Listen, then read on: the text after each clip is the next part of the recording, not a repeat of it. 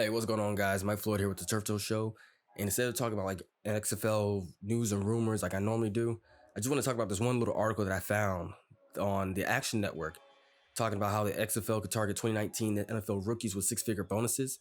If you don't know what the Action Network is, I used to be real big into like the daily fantasy sports and like sports gambling.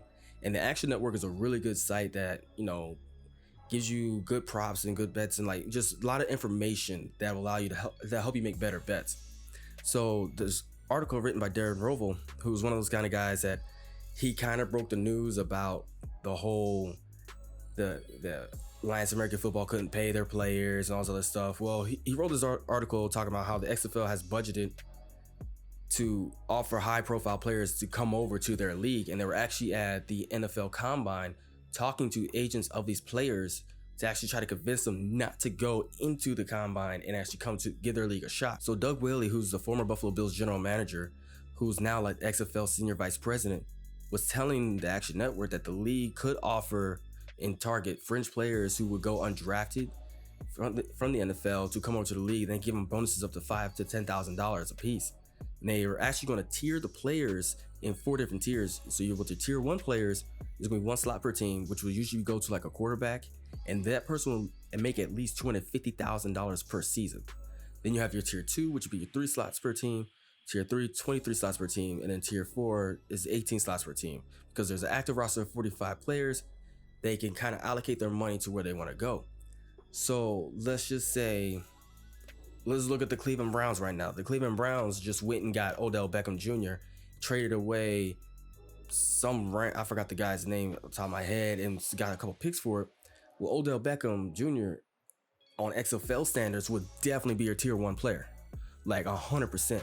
The tier 2 players for the Cleveland Browns right now will be Jarvis Juice Landry, and I don't know, let's just say Nick Chubb. Tier 3 would be your Baker Mayfield, because technically he's still on a rookie contract. He's not really if we're looking at the team the way it is right now. And then tier 4 would be everybody else on the team. So this is pretty interesting. So you can bring in big time players from the NFL who are just sitting on a roster, like a backup quarterback role or something like that, and bring them down to the XFL and get these guys to play where they're still making some decent money. It's not NFL money, but they're still making decent money, and they'll be able to play the sport that they love. So let's just take some backup quarterback that's sitting behind, I don't know, let's say like our New York Giants, right? So the New York Giants, they still got Eli Manning. Why they still have him, I don't understand. They also got Saquon Barkley and all those other guys. Well, there's rumors that they're going to draft Dwayne Haskins. So say Dwayne Haskins knows, hey, I'm going to get drafted by the New York Giants, but I'm not trying to play for the Giants. But all the other teams in the NFL already have a quarterback and they don't need a backup quarterback. Dwayne Haskins could be like, hey, let me look at the XFL. They'll probably pay me 250 G's to come play for them straight up. I'm starting that brand new league, get my name out there, So he can drop down to XFL and ball out. Would he do it? Doubt it, but it would be kind of interesting to see. You have a lot of these players who show up to the combine, show up to the draft. So essentially the XFL is getting a lot of free data because all this data that's on these players is widely available. I mean, certain teams have little nuances that they gather themselves on certain players that they want to target. But the basic information that these XFL would need is going to be available there. And so you have all these but all these players who are eventually just going to go undrafted and then just get picked up later on practice squads with the possibility of getting called up. Why not just offer them these bonuses? So you got these guys up in Canada right now. A lot of them are like the big name guys have re-signed their contracts up there, but a lot of those guys are more than willing to come back down to the States to play down here in the United States. Pretty much on par with the Alliance American Football. The XFL's also talking about giving these guys 3-year contracts. Now, originally, the XFL stated that they wouldn't allow their players to jump from the XFL to the NFL, but Whaley also said, depending on the player and the contract negotiations, they could build that into that contract. So say you have a player like Will Davis, who comes in, he balls out with the XFL, and he gets called up to the NFL, like, hey, yo, you want to come join the Cleveland Browns? Everybody's joining the Browns right now. And he could be like, cool, my contract says I can leave, I'm gonna bounce. They play in the spring, he's already in game shape, he just goes shows us the practice, he's good to go. So it kind of works out in their favor. Now, I did hear a pretty cool quote on the Dan Le Batard show that Oliver Luck, he was asked how he believed the Alliance of American Football and XFL will both work next year, which is a big thing that everybody's been debating online. He said that he thought that the demand was there for spring football, and the Alliance of American Football has shown it.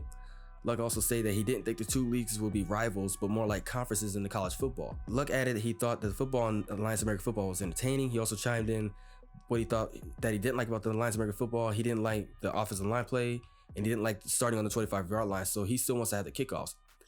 The idea of treating the XFL and the Alliance as conferences is actually pretty brilliant. So you have diehard SEC fans, the guys that no matter how bad the rest of the SEC teams are that are not Alabama play every single year, they will swear up and down the SEC is God's football, and that's the only football you should ever watch. You shouldn't care about anything else. But then you got guys who are more the Big 12, the Pac-10s, the Big 10s, the Mountain West, all those guys, and they have a different style of football. Like SEC smash mouth, like hardcore defenses, and then you got the Ohio States and the Big 12s and stuff like that who are high flying offenses. So that's a pretty legit way of looking at it. So this also would be pretty interesting to see later on down the line. So see how everybody's talking about they're going to the idea of them merging together. You can keep the Alliance of American Football as one conference, then the XFL is a separate conference. Both have 8 teams. The best of that conference, but the XFL plays the best of the Alliance of American Football. Boom, you have a giant championship game. So everybody can run their own little thing. You just kind of make the rules a little bit similar. Everybody wins.